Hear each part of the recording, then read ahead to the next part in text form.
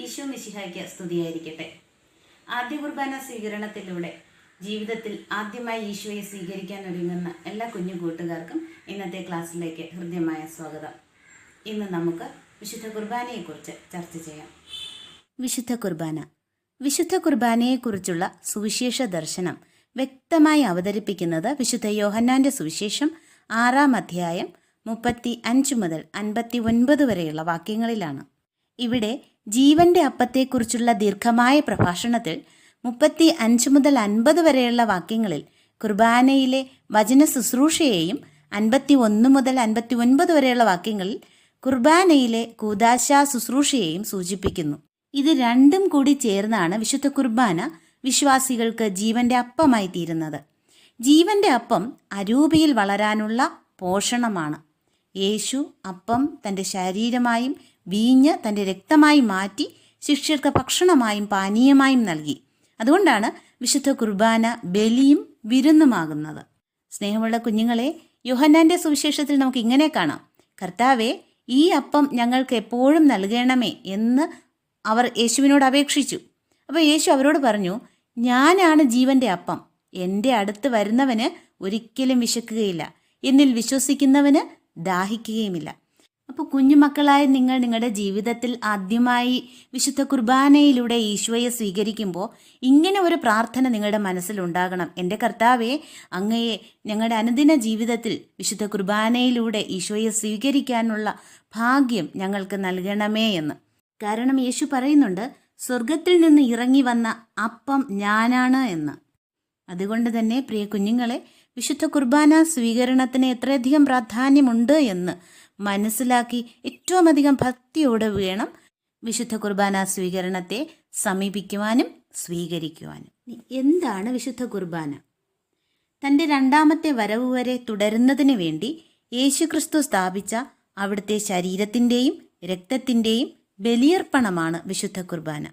കൂദാശകളിൽ ഏറ്റവും പ്രധാനപ്പെട്ടതും കൂദാശകളുടെ മകുടവുമാണ് വിശുദ്ധ കുർബാന.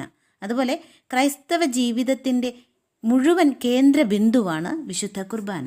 അതുകൊണ്ട് തന്നെ പ്രിയ കുഞ്ഞുങ്ങളെ, നിങ്ങളുടെ ക്രിസ്തീയ ജീവിതം വിശുദ്ധ കുർബാന കേന്ദ്രീകൃതമായിരിക്കാൻ നിങ്ങളെപ്പോഴും ശ്രദ്ധിക്കണം. ബലിയർപ്പണത്തിൻ്റെ ലക്ഷ്യമെന്ത്? ദൈവത്തിന് ആരാധനയും കൃതജ്ഞതയും അർപ്പിക്കുക, പാപങ്ങൾക്ക് പരിഹാരം നേടുക, ആവശ്യമായ അനുഗ്രഹങ്ങൾ അപേക്ഷിക്കുക തുടങ്ങിയവയാണ് ബലിയർപ്പണത്തിൻ്റെ ലക്ഷ്യം. ഓരോ ബലിയർപ്പണത്തിൽ സമയത്തും നിങ്ങളുടെ മനസ്സിൽ നിന്ന് ഉയർന്നു വരേണ്ട പ്രാർത്ഥനകൾ ഇവയായിരിക്കണം. യേശുവിൻ്റെ കുരിശിലെ ബലി എന്നതുകൊണ്ട് എന്താണ് അർത്ഥമാക്കുന്നത്? യഹൂദ മതത്തിൽ വിവിധ തരം ബലികളുണ്ടായിരുന്നു. ആബേലിൻ്റെ ബലി, നോഹിൻ്റെ ബലി, സമാധാനയാഗം, ഹോമയാഗം തുടങ്ങിയവയാണവ. ആടുമാടുകളുടെ രക്തം ചിന്തിയുള്ള ബലിക്കായിരുന്നു പ്രാധാന്യം.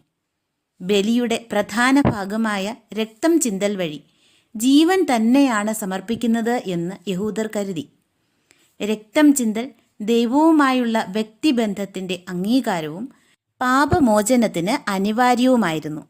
ഈ രക്തം ചിന്തൽ യേശുവിൻ്റെ കാൽവരി ബലിയുടെ പ്രതീകം മാത്രമായിരുന്നു. യേശുവിൻ്റെ ബലിയിലെ രക്തം ചിന്തലാകട്ടെ മനുഷ്യവംശത്തിന് മുഴുവനും എന്നേക്കും പാപമോചനവും രക്ഷയും പ്രദാനം ചെയ്തു. യേശുവിൻ്റെ കുരിശിലെ ബലിയിൽ എന്ത് സംഭവിച്ചു? പഴയ നിയമ ബലികളുടെ പൂർത്തീകരണമാണ് കുരിശിലെ ബലിയിൽ സംഭവിച്ചത്. മനുഷ്യൻ്റെ പാപങ്ങൾക്ക് പൂർണ്ണമായൊരു പരിഹാരമുണ്ടായി. പഴയ നിയമകാലത്ത് ബലികൾ അർപ്പിച്ചുകൊണ്ടേയിരിക്കണമായിരുന്നു. എന്നാൽ പുതിയ നിയമത്തിൽ മനുഷ്യൻ്റെ പാപങ്ങൾക്ക് നിത്യവും പൂർണ്ണവുമായൊരു പരിഹാരമാണ് ഉണ്ടായത്. അതുപോലെ മനുഷ്യനും ദൈവവുമായി സ്നേഹത്തിൻ്റെ പുതിയ ഉടമ്പടി മുദ്രവയ്ക്കപ്പെട്ടു. ഈശോയിലൂടെ മനുഷ്യവർഗം മുഴുവൻ പാപത്തിൽ നിന്നും ദൈവിക ജീവനിലേക്ക് കടന്നു. അങ്ങനെ പിതാവായ ദൈവത്തിന് ഏറ്റവും യോഗ്യവും സ്വീകാര്യവുമായ ആരാധനയായി തീർന്നു കുരിശിലെ ബലി. പഴയ നിയമത്തിൽ മൃഗങ്ങളുടെ രക്തം ചിന്തി ബലിയർപ്പിച്ചിരുന്നു. എന്നാൽ പുതിയ നിയമത്തിൽ ഈശോ മനുഷ്യവർഗം മുഴുവനും വേണ്ടി സ്വയം രക്തം ചിന്തി ബലിയായി തീർന്നു. അത് സ്വർഗീയ പിതാവിന് ഏറ്റവും യോഗ്യവും സ്വീകാര്യവുമായ ആരാധനയായി തീർന്നു. അതേ ബലിയർപ്പണത്തിൻ്റെ അനുസ്മരണമാണ് ഇന്നും നമ്മുടെ ദേവാലയത്തിൽ നടക്കുന്ന ഓരോ വിശുദ്ധ കുർബാനയിലും ബലിയർപ്പണത്തിലും സംഭവിക്കുന്നത്. അപ്പോൾ അത്രയും ഭക്തിയോടും വിശുദ്ധിയോടും കൂടെ വേണം നിങ്ങൾ വിശുദ്ധ കുർബാനയെ സമീപിക്കുവാൻ. യേശു വിശുദ്ധ കുർബാന സ്ഥാപിച്ചത് എപ്പോൾ, എങ്ങനെ? അവിടുന്ന് ഒറ്റിയൊടുക്കപ്പെട്ട രാത്രിയിൽ അന്ത്യത്താഴത്തിലെ പെസഹാ വിരുന്നിൽ വെച്ചാണ് യേശു വിശുദ്ധ കുർബാന സ്ഥാപിച്ചത്. യേശു കരങ്ങളിൽ അപ്പമെടുത്ത് കൃതജ്ഞത അർപ്പിച്ചതിന് ശേഷം അത് മുറിച്ചുകൊണ്ട് അരുളി ചെയ്തു, ഇത് നിങ്ങൾക്ക് വേണ്ടിയുള്ള എൻ്റെ ശരീരമാണ്, എൻ്റെ ഓർമ്മയ്ക്കായി ഇത് നിങ്ങൾ ചെയ്യുവിൻ. അപ്രകാരം തന്നെ പാനപാത്രമെടുത്ത് അരുളി ചെയ്തു, ഇത് എൻ്റെ രക്തത്തിലുള്ള പുതിയ ഉടമ്പടിയാണ്, നിങ്ങൾ ഇത് പാനം ചെയ്യുമ്പോഴെല്ലാം എൻ്റെ ഓർമ്മയ്ക്കായി ചെയ്യുവിൻ. വിശുദ്ധ കുർബാന സ്ഥാപനത്തെക്കുറിച്ച് വിശുദ്ധ ബൈബിളിൽ ധാരാളം ഭാഗങ്ങളിൽ പരാമർശിച്ചിട്ടുണ്ട്.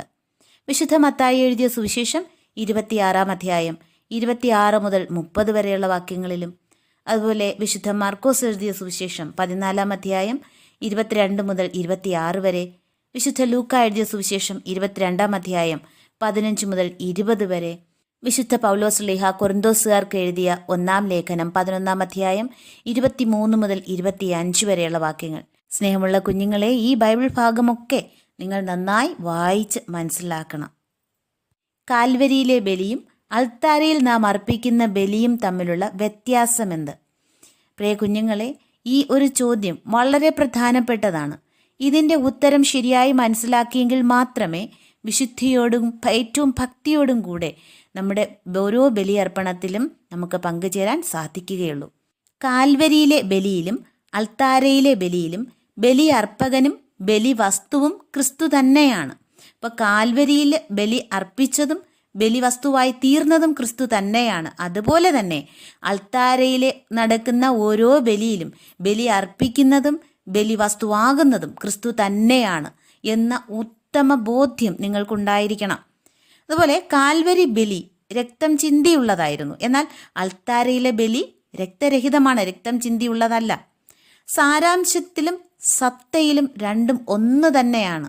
അതായത് കാൽവരി ബലിയുടെ ആവർത്തനം തന്നെയാണ് ഓരോ ബലിയർപ്പണത്തിലും അൾത്താരയിൽ നടക്കുന്നത്. എന്നാൽ അർപ്പണ രീതിയിൽ വ്യത്യാസമുണ്ട്. അടയാളങ്ങളിലൂടെയുള്ള അർപ്പണമെന്ന നിലയിൽ മാത്രം നമ്മുടെ ബലിയർപ്പണം കാൽവര ബലിയിൽ നിന്ന് വ്യത്യാസപ്പെട്ടിരിക്കുന്നു. അടയാളങ്ങളിലൂടെയുള്ള അർപ്പണമാകയാൽ നമ്മുടെ ബലി അതൊരു കൂദാശയാണ്. കാൽവരി ബലിയർപ്പണത്തിൻ്റെ അതേ പ്രാധാന്യവും വിശുദ്ധിയും ഓരോ ബലിയർപ്പണത്തിലും ഉണ്ട് എന്ന ഉത്തമ ബോധ്യത്തോടുകൂടെ വേണം ഓരോ കുർബാനയിലും നിങ്ങൾ വിശുദ്ധിയോടും ഭക്തിയോടും കൂടെ പങ്കെടുക്കാൻ. വിശുദ്ധ കുർബാന ഒരു വിരുന്നാണ്. എന്തുകൊണ്ട്? പഴയ നിയമത്തിലെ ബലിയർപ്പണങ്ങളിൽ ജനം ബലിവസ്തുവിൽ നിന്ന് ഭക്ഷിക്കുമായിരുന്നു. ദൈവം തങ്ങളുടെ ബലിയിൽ സംപ്രീതനായി എന്നതിൻ്റെ ബാഹ്യമായ അടയാളമായിട്ടാണ് ബലിവസ്തുവിൽ നിന്ന് ഭക്ഷിച്ചിരുന്നത്. അതുകൊണ്ടാണ് ഈ ബലികൾ അവർക്ക് സന്തോഷത്തിൻ്റെയും ഐശ്വര്യത്തിൻ്റെയും ഒരു വിരുന്നുകൂടെയായിരുന്നു. തിരുവത്താഴത്തിലും ക്രിസ്തു തൻ്റെ ശരീരരക്തങ്ങൾ പിതാവിന് സമർപ്പിച്ച ശേഷം അവ ഭക്ഷണ പാനീയങ്ങളാക്കി ശിഷ്യന്മാർക്ക് നൽകി. ക്രിസ്തുവിൻ്റെ ബലിയർപ്പണത്തിൻ്റെ തുടർച്ചയായ വിശുദ്ധ കുർബാനയിലും ഇത് തന്നെ സംഭവിക്കുന്നു. പിതാവായ ദൈവം പുത്രൻ്റെ ശരീരരക്തങ്ങൾ സ്വീകരിച്ചതിന് ശേഷം അത് തന്നെ നമുക്ക് ഭക്ഷണപാനീയങ്ങളായി നൽകുന്നു. അതുകൊണ്ട് വിശുദ്ധ കുർബാന ഒരു വിരുന്നാണ്. ആദ്യ കുർബാന സ്വീകരണം എന്നതുകൊണ്ട് എന്താണ് ഉദ്ദേശിക്കുന്നത്? അപ്പോൾ കുഞ്ഞുങ്ങളെ, നിങ്ങൾ ഓരോരുത്തരും ആദ്യ കുർബാന സ്വീകരിക്കാൻ ഒരുങ്ങുകയാണ് അല്ലേ? എന്നാൽ ആദ്യ കുർബാന സ്വീകരണം എന്നതുകൊണ്ട് എന്താണ് ഉദ്ദേശിക്കുന്നത്? നോക്കൂ, നമ്മുടെ ആത്മാവിനെ പോഷിപ്പിച്ച് ശക്തിപ്പെടുത്താനായി അപ്പത്തിൻ്റെയും വീഞ്ഞിൻ്റെയും സാദൃശ്യങ്ങളിൽ നമ്മുടെ കർത്താവായ ഈശോ മിശിഹായുടെ തിരുശരീരവും തിരുരക്തവും സഭ നമുക്ക് നൽകുന്നത് വിശുദ്ധ കുർബാന സ്വീകരണത്തിലൂടെയാണ്.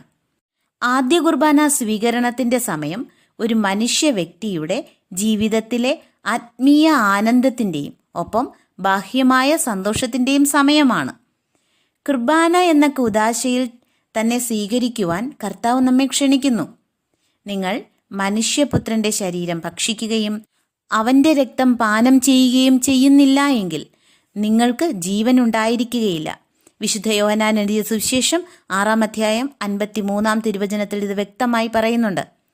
ആദ്യ കുർബാന സ്വീകരണത്തിലൂടെയാണ് യേശുക്രിസ്തുവിൻ്റെ ശരീരവും രക്തവും ആദ്യമായി ഒരു വ്യക്തി ബോധപൂർവം സ്വീകരിക്കുന്നത്, അല്ലേ? അപ്പോൾ നിങ്ങൾ ഓരോരുത്തരും ആദ്യ കുർബാന സ്വീകരണത്തിന് വേണ്ടി വളരെ ബോധപൂർവം, വളരെ ഭക്തിയോടുകൂടെ ഒരുങ്ങുന്നുണ്ട്.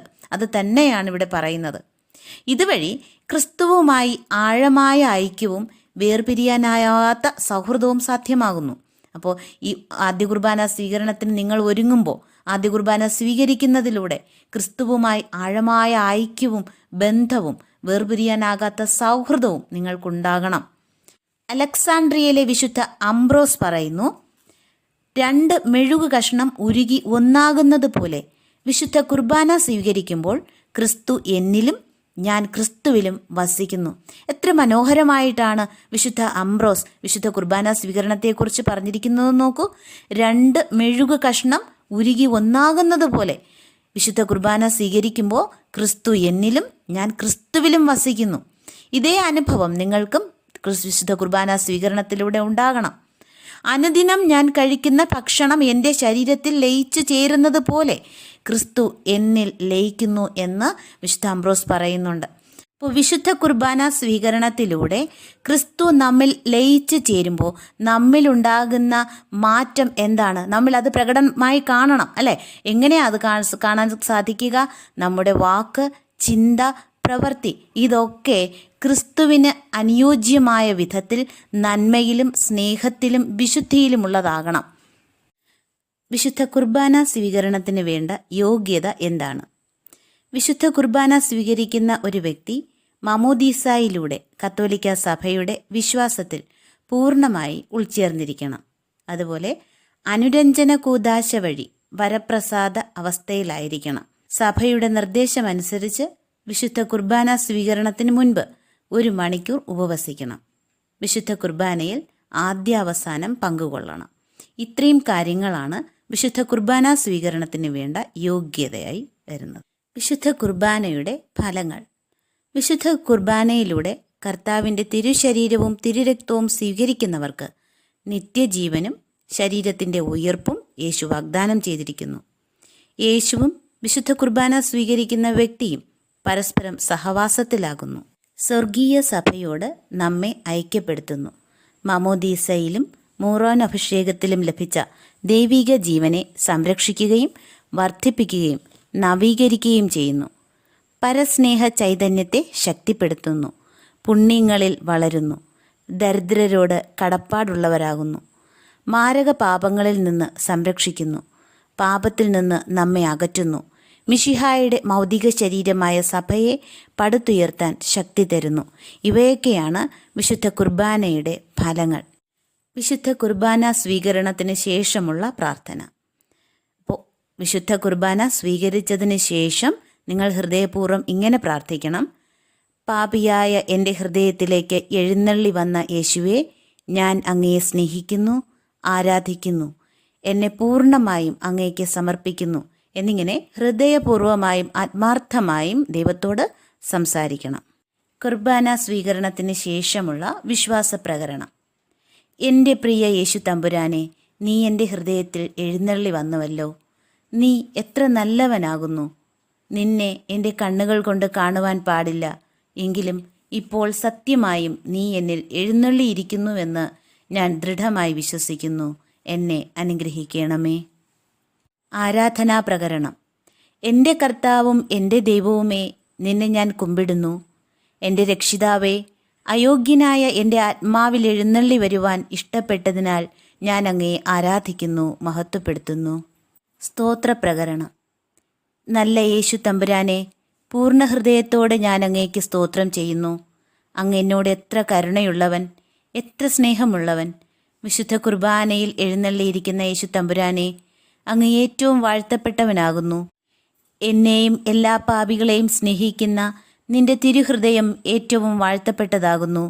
സകലരും സർവസ്തോത്രങ്ങളാലും അളവുകൂടാതെ അങ്ങയെ സ്തുതിക്കുമാറാകട്ടെ. സകല സൃഷ്ടികളുമേ കർത്താവിനെ സ്തുതിപ്പിൻ. സകല ജാതികളുമേ അവനെ സ്തുതിപ്പിൻ.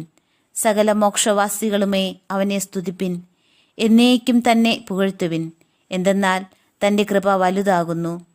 എൻ്റെ ആത്മാവേ കർത്താവിനെ സ്തുതിക്കുക. എന്നിലുള്ള സകലവുമേ അവൻ്റെ വിശുദ്ധ തിരുനാമത്തെ പുകഴ്ത്തുക. സ്നേഹപ്രകരണം. പ്രിയ കർത്താവേ, എന്നോടുള്ള സ്നേഹാധിക്യത്താൽ നീ മനുഷ്യാവതാരം ചെയ്യുവാനും കഠിന പീഡകൾ സഹിച്ച് തിരുരക്തമെല്ലാം ചിന്തി ക്രൂശുമരണം അനുഭവിക്കുവാനും വിശുദ്ധ കുർബാന വഴിയായി എൻ്റെ ഹൃദയത്തിൽ എഴുന്നള്ളി എൻ്റെ ഭക്ഷണമായി തീരുവാനും എന്നോടൊന്നിച്ചായിരിക്കുവാനും അങ്ങ് തിരുമനസ്സായല്ലോ. ഏറ്റവും മാധുര്യമേറിയ യേശുതമ്പുരാനെ, അങ്ങേ എൻ്റെ പൂർണ്ണ ഹൃദയത്തോടെ ഞാൻ സ്നേഹിക്കുവാൻ, ദിനം പ്രതി അധികം സ്നേഹിക്കുവാൻ ഞാൻ ആഗ്രഹിക്കുന്നു. എന്നെ സഹായിക്കണമേ. പ്രതിഷ്ഠാപ്രകരണം. സകല നന്മദാതാവായ യേശുമിശിഹ, നിന്റെ തൃക്കൈകളിൽ എന്നെ ഞാൻ ഭരമേൽപ്പിക്കുന്നു. കൃപാനിധിയായ നിന്റെ തിരുഹൃദയത്തിൽ എന്നെ ഞാൻ നിക്ഷേപിക്കുന്നു. ഒരിക്കലും നിന്റെ സ്നേഹഹൃദയത്തിൽ നിന്നകലുവാൻ ഇടവരാതെ എന്നെ സദാ സംരക്ഷിക്കുവാനായി നിനക്ക് എന്നെ ഇതാ കാഴ്ചയർപ്പിക്കുന്നു. സ്നേഹമുള്ള കുഞ്ഞുങ്ങളെ, ഇന്നത്തെ ക്ലാസ്സിൽ നാം ചർച്ച ചെയ്ത വിശുദ്ധ കുർബാനയെക്കുറിച്ചുള്ള എല്ലാ ഭാഗങ്ങളും നിങ്ങൾക്ക് മനസ്സിലായി എന്ന് കരുതുന്നു. വിശുദ്ധ കുർബാന സ്വീകരണത്തിന് ശേഷം പറയേണ്ടുന്ന എല്ലാ പ്രാർത്ഥനകളും ഹൃദ്യസ്ഥമാക്കി പഠിച്ച് എപ്പോഴും മനസ്സിൽ സൂക്ഷിക്കുകയും വിശുദ്ധ കുർബാന സ്വീകരണത്തിന് ശേഷം ആ പ്രാർത്ഥനകൾ ഏറ്റവും ഭക്തിയോടുകൂടെ നിങ്ങൾ ഉരുവിടുകയും ചെയ്യാൻ ശ്രദ്ധിക്കുക. Thank you.